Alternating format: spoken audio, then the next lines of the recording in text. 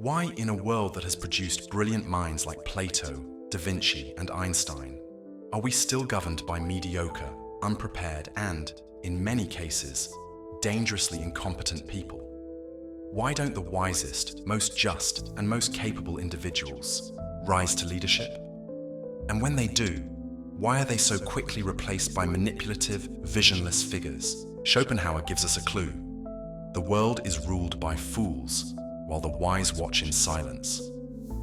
But why does this happen? Is it simply a reflection of mass ignorance, as Plato suggested when he warned that democracy, without an educated population, inevitably turns into a disguised tyranny? Or is it that our political and social systems have been shaped to favor the rise of the worst, turning politics into a game where mediocrity and manipulation are more useful than wisdom and competence?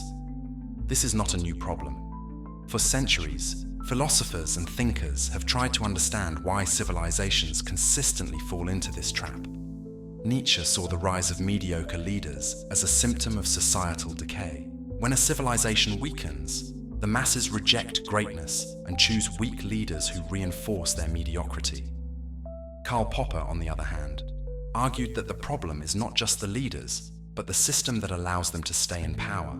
According to him, the real challenge is not electing the best, but rather preventing the worst from ruling for too long. Whether due to societal degeneration or the flaws of political systems, the pattern repeats. The worst rise to the top, while the best are pushed aside. How does this mechanism work? This cycle continues to this day. Just look around. How many times have you seen incompetent politicians gain power while intelligent, well-intentioned individuals are ignored, ridiculed, or completely removed from the political game? This doesn't happen by accident. There is a mechanism at play, one that favors the worst and eliminates the best. A vicious cycle that keeps mediocrity in control. We call it the mechanism of stupidity in power. But how does it work? If society continues to evolve in so many ways, why do we keep making the same mistake? What causes us to repeatedly place the worst among us in charge? In this video, we will dissect this mechanism into 3 parts: how idiots rise to power, how they stay in power, the consequences of having idiots in power, and finally, the big question: are we doomed to repeat this cycle forever, or is there a way out? If you've ever felt like we're trapped in an endless loop of bad leadership, then maybe it's time to understand why this keeps happening, and whether we can break free from it. If most people want a better future, if they desire wise and just leaders, then why do we keep electing the worst ones? Is democracy failing? Is mass ignorance the real problem? Or is the system itself designed to ensure that mediocrity always wins? The truth is, this isn't a new phenomenon. Since ancient times, philosophers have warned about the dangers of putting power in the wrong hands. And despite centuries of history, we keep making the same mistakes. So, what really allows incompetent leaders to reach the top? Plato and democracy. When an ignorant population chooses poorly, Plato was skeptical of democracy. In the Republic, he compared a democratic government to a ship where the crew, completely untrained in navigation, collectively decides who should be captain. The result? They choose someone charismatic, who makes empty promises, but has no idea how to steer the ship. In 5th century BC Athens, a democratic system condemned Socrates to death. His crime, challenging the ignorance of politicians and the people. Socrates was dangerous because he taught that governing is an art, one that requires wisdom and expertise. But in a system where popularity wins, those who speak the truth are often discarded. For Plato, democracy without education turns into a system where votes are driven by emotions rather than reason. The best leaders are not chosen based on competence, but on their ability to please the public. This explains why we see politicians delivering empty speeches, exploiting people's fears, and inventing imaginary enemies to gain support. They don't need to be qualified, they just need to be convincing. But is the fault solely with the people? Schopenhauer. and the numerical advantage of stupidity. Schopenhauer was even more pessimistic. In his view, stupidity will always win because wisdom is rare, while mediocrity and ignorance are abundant. Since democracy operates on majority rule, the foolish will always outnumber the wise. We can see this pattern in the fall of the Western Roman Empire, 476 AD.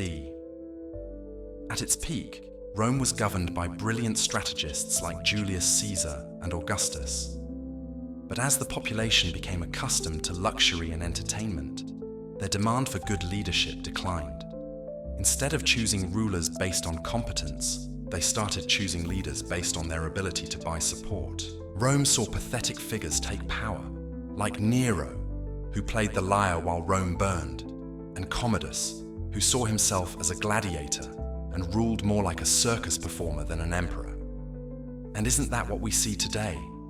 Leaders who oversimplify, complex issues politicians who offer magical solutions to deep-rooted problems, figures who manipulate the population by fueling division and anger. All of this works because it appeals to the most basic aspects of human nature: fear, rage, and the desire for easy answers. Democracy should be the best system for selecting leaders. But without an educated population, it becomes a spectacle where the best deceivers always win. But is this just a modern problem, or is it part of a larger societal collapse? Nietzsche and social decay, weak leaders for a weak society. Nietzsche saw the rise of incompetent leaders as a symptom of something much deeper: the decline of a civilization. When a society is strong, it values excellence, effort, and critical thinking. But as it begins to weaken, conformity takes over, and people start rejecting anything that requires effort. The result? Weak leaders are chosen because they reflect the spirit of a decaying era. They are not the cause of mediocrity, they are the consequence. Take France before the French Revolution, 1789, for example. For centuries, France had thrived under visionary rulers. But by the time Louis XVI took the throne, the country was drowning in luxury and corruption. Louis XVI was weak and indecisive, incapable of handling the economic and political crisis tearing France apart. The people, fed up with the monarchy's incompetence, started the revolution, but ended up handing power to even worse figures, like Robespierre, who in the name of justice imposed a reign of terror. And Nietzsche was right. When we look at empires and nations throughout history, we see that great leaders emerged during times of rise, while the worst ruled during times of decline. Does this mean there's no solution? Are we doomed to be ruled by fools? Hannah Arendt and the banality of evil, the danger of mediocrity in power. Hannah Arendt introduced a terrifying concept: the banality of evil. She studied how bureaucratic, unremarkable leaders, with no charisma or great intellect, were responsible for some of history's greatest atrocities. The danger isn't just dictators, but ordinary people who follow orders without question, keep oppressive systems running, and normalize incompetence. Take Adolf Eichmann, one of the masterminds of the Holocaust. He wasn't a genius of evil, nor was he a fanatic with great persuasive power. He was just an obedient bureaucrat, a man who followed orders without thinking. His mediocrity allowed one of the worst crimes in history to be carried out efficiently. How often do we hear politicians say they can't do anything because the system is just the way it is? This passivity, lack of vision, and acceptance of mediocrity are some of the key reasons why incompetent leaders remain in power. The problem isn't just mass ignorance, it's that we've normalized incompetence as something acceptable. Ortega y Gasset and the revolt of the masses, the rise of mediocrity as the norm. Finally, Ortega y Gasset warned about a modern phenomenon, the revolt of the masses. He argued that when a society allows anyone to make decisions on complex issues without the necessary preparation, mediocrity becomes the norm. We saw this clearly in the rise of 20th century dictators like Mussolini and Hitler. Both used the resentment of the masses to gain support, offering simple answers to complex problems. They promised greatness, but delivered destruction. Today, we see the same pattern in politics as entertainment. shallow speeches, disinformation, polarization.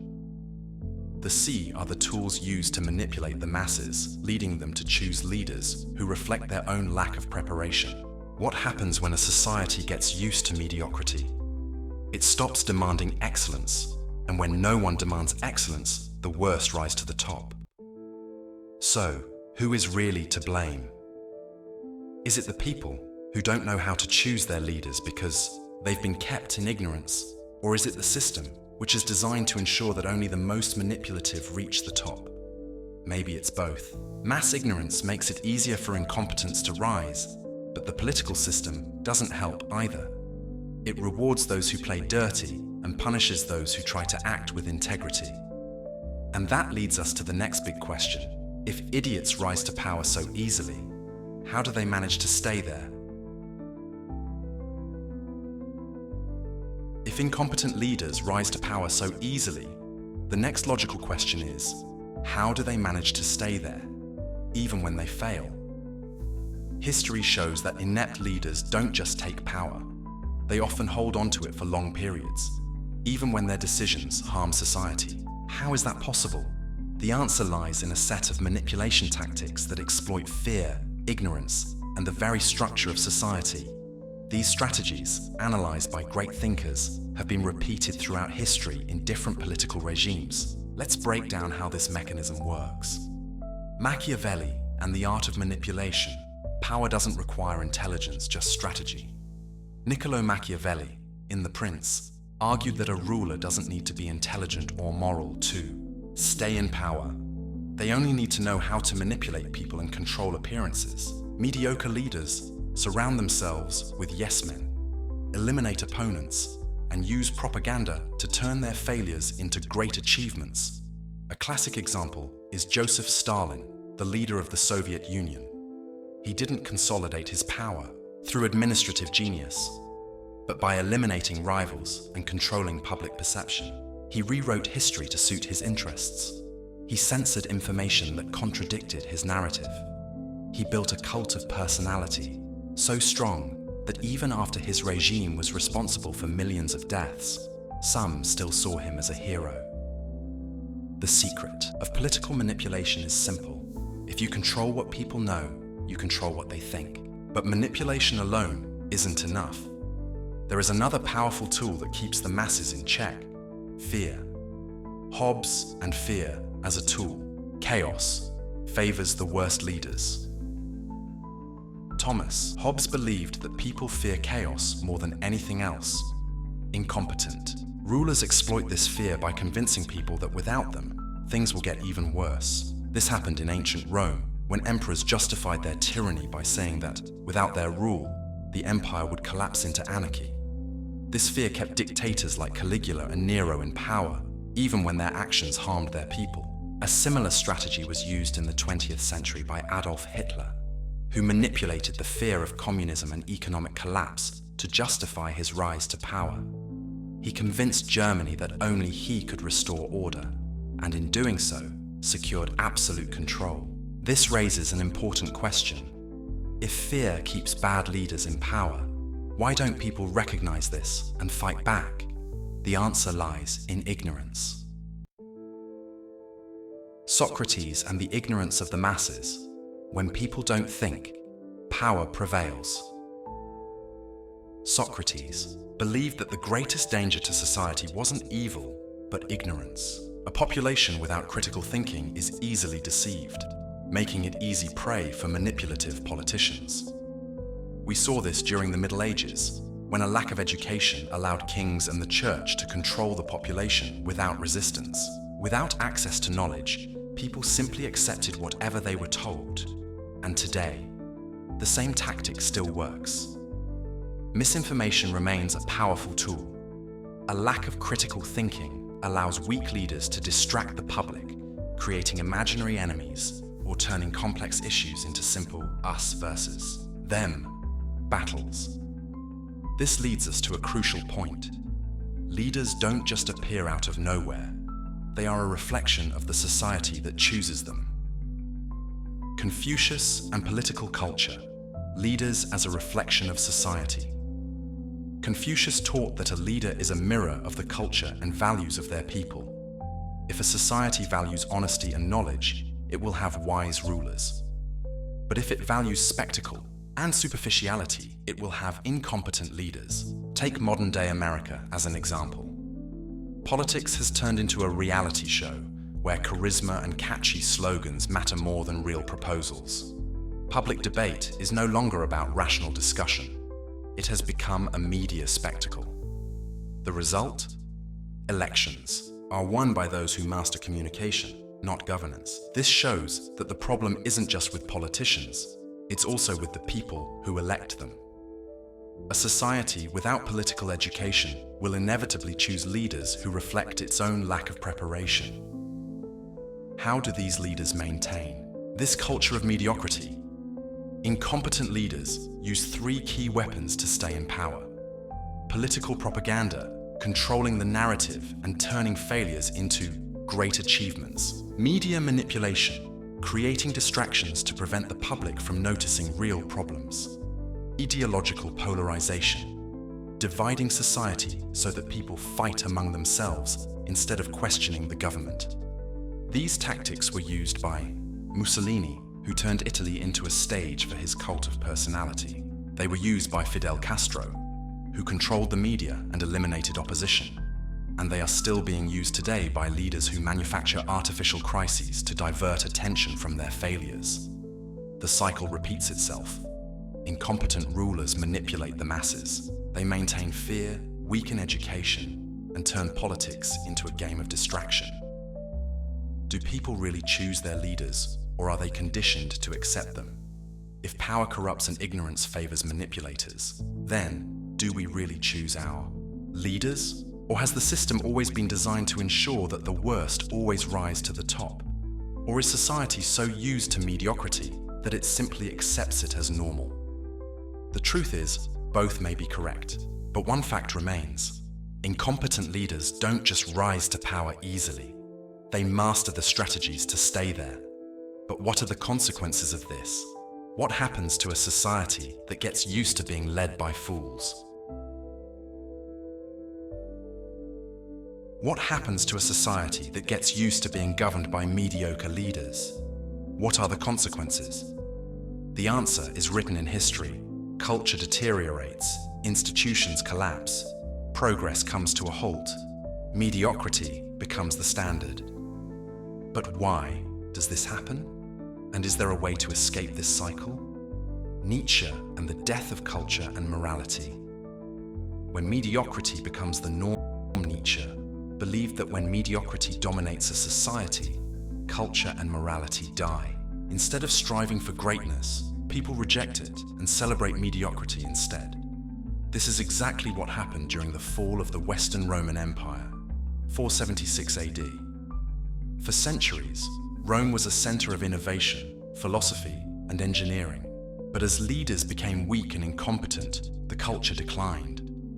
Art lost its brilliance, politics turned into a game of manipulation. The values that once united the empire were forgotten. Nietzsche would call this the domestication of the spirit, a process in which people stop striving for something greater and simply accept mediocrity as the new normal. And once mediocrity settles in, institutional collapse is only a matter of time. Hannah Arendt and the danger of normalization, when incompetence becomes dangerous. Hannah Arendt studied how political systems turn mediocrity into the norm, so much so that people stop questioning it. This is exactly what happened in Nazi Germany. During the trial of Adolf Eichmann, one of the key figures behind the Holocaust, Arendt noticed something terrifying. Eichmann was not a brilliant mastermind. He was not a sadistic monster. He was a mediocre bureaucrat who simply followed orders. This showed that the real danger isn't just incompetent leaders, but the fact that institutions start accepting them as normal. Once that happens, serious mistakes stop being exceptions and become routine. We see this today in governments that fail repeatedly but face no real consequences. Corruption, crises, and chaos are justified with phrases like, "It's always been this way. There's nothing we can do, but there is something to be done." and Machiavelli teaches us that even incompetent leaders know how to protect themselves. Machiavelli and the preservation of power. How the worst stay in control. Machiavelli once said, "It is better to be feared than loved." Incompetent leaders rarely govern effectively, but they master the art of survival.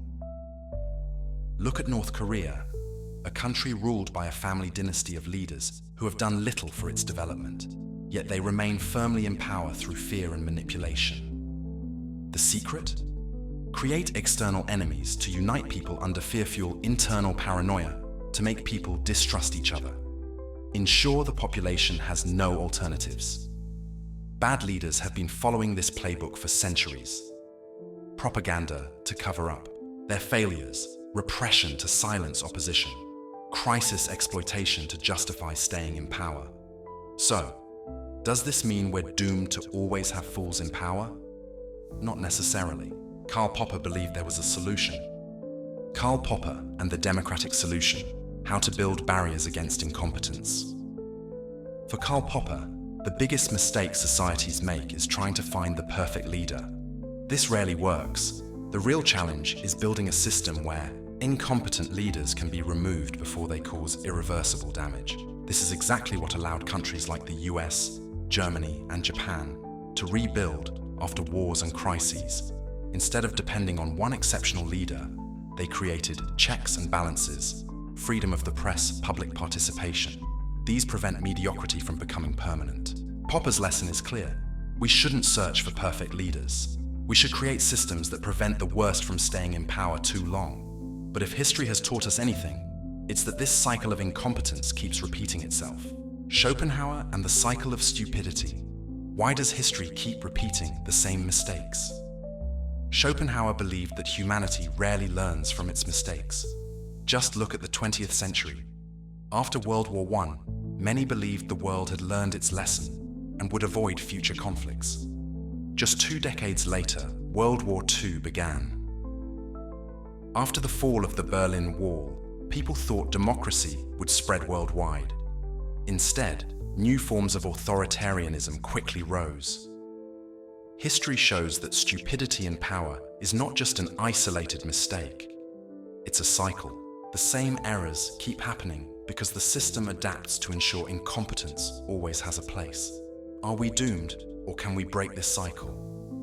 What happens when idiots rule? Culture deteriorates. Institutions collapse. Corruption becomes the norm. Society's progress comes to a halt. But is this inevitable? Karl Popper believed it doesn't have to be. With active participation, education, and accountability, we can build systems that minimize the rise of incompetent leaders. The real question is, do people actually want this change, or is mediocrity in power simply a reflection of what society is willing to accept? Throughout this video, we've explored a recurring problem in history: why incompetent leaders rise to power, how they manage to stay there, and what the consequences are for society. Plato warned about the dangers of democracy without education. Schopenhauer showed that mediocrity always has a numerical advantage. Nietzsche explained that weak leaders are a symptom of a declining civilization. Hannah Arendt revealed the danger of normalizing incompetence. We also saw how mass ignorance and flawed political systems create a vicious cycle, where the worst not only rise to power, but also find ways to stay there. So, are we doomed to this fate, or is there a way out? Is there a solution? What can the great thinkers teach us? If this problem has existed for centuries, then the solutions must also be deep and long-term. Some of the world's greatest philosophers have attempted to answer this question and offer ways to break this cycle: political education and critical thinking. Socrates believed that society's greatest problem was ignorance. A population that doesn't think critically is easily manipulated. The best way to prevent the rise of incompetent leaders is to strengthen political education and teach people to question empty speeches. Better systems for selecting and removing leaders. Karl Popper argued that the issue isn't finding the perfect leader, but rather creating mechanisms to remove the worst ones quickly. Nations with strong institutions, transparency, and accountability are more resistant to bad leadership. Competence over charisma. Confucius believed that a society should seek wise and virtuous leaders, not just those who can entertain or manipulate. Change only happens when the public demands better leadership and stops falling for empty promises. Are we doomed to be ruled by fools? History shows that mediocrity in power is not an accident. It happens because both the system and society allow it to happen. If we keep choosing leaders based on popularity, fear, or manipulation, nothing will change. But if we demand more, if we seek knowledge, demand transparency, and value competence, maybe we can break the cycle. Change doesn't start at the top. It starts with people who learn to think critically and challenge the system. If this video made you think, don't stop here. Like this video to help it reach more people. Share it with friends who need to understand this mechanism. Subscribe and turn on notifications so you don't miss more videos like this. Here, we continue exploring deep topics in philosophy, politics, and society, always with critical thinking and meaningful reflections. If you want to break free from manipulation and see the world more clearly, this channel is for you. See you in the next video.